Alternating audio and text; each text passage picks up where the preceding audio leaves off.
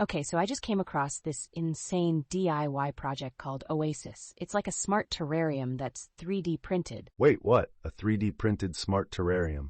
How does that even work? right? It creates this perfect environment for humidity-loving plants like ferns and orchids. That's wild. So, like, it has high power LED lighting and misters. What else does it have? Exactly. Plus, it's got fans for airflow and a temperature-humidity sensor to keep everything just right. That sounds like a paradise for plants. But how do you control all of that? Oh, get this. It connects to Wi-Fi, so you can monitor and adjust settings right from your phone. No way! That sounds super convenient. You could totally be a remote plant parent. Right? It makes me think about how technology can really enhance our connection with nature. Totally. And it's all open source, so anyone can jump in and even tweak the design. That's what struck me too. The fact that there are full CAD models and even the code available. So, anyone with access to a 3D printer can literally build their own. That's amazing. Yeah, but the electronics part is a bit trickier. It's more involved, which could deter some DIYers. I can see that. But for those who are into it, it sounds like a really rewarding project. Exactly. Plus, you can order fully assembled electronics if you don't want to mess with soldering. But that might get pricey, right? What's the alternative? You could go for bare PCBs and components to solder them yourself, which might save some cash. That's cool, but a bit intimidating. Not everyone has that experience. True. I think eventually they're planning to offer a kit, which could make things easier. That would definitely help. People love kits. It feels like a built-in support system. Right, and imagine the sense of pride in nurturing those plants after building it yourself. Totally. It's like combining tech and nature, which is such a cool intersection.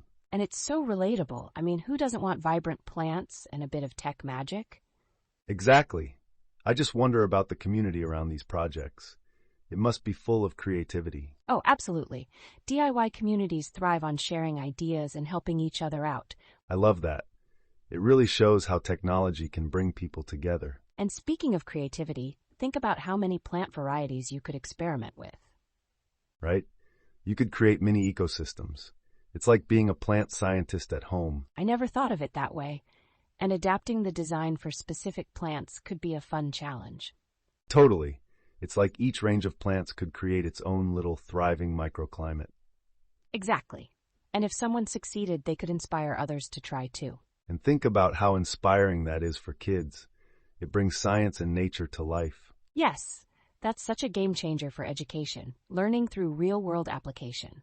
And with the tech aspect, kids could actually see the impact of their efforts. Pretty cool, right? But also a little scary, seeing the climate changes firsthand. Yeah, it really highlights our responsibility toward plants and the environment.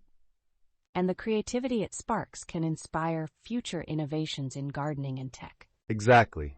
Imagine what other projects this tech could lead to in the future. It's really limitless. Who knows? This could lead to fully automated gardens someday. Wow, that's a thought. Tech and nature in harmony, it could be revolutionary. Absolutely. And it's so fascinating to think about the future of our gardens. Makes you wonder how we can blend innovation with sustainable practices. For sure. And ultimately, it's about making our world greener and more connected. Exactly. What a ride. I can't wait to see how this project evolves. Right? I'm excited just thinking about all the possibilities. Okay, so what's next?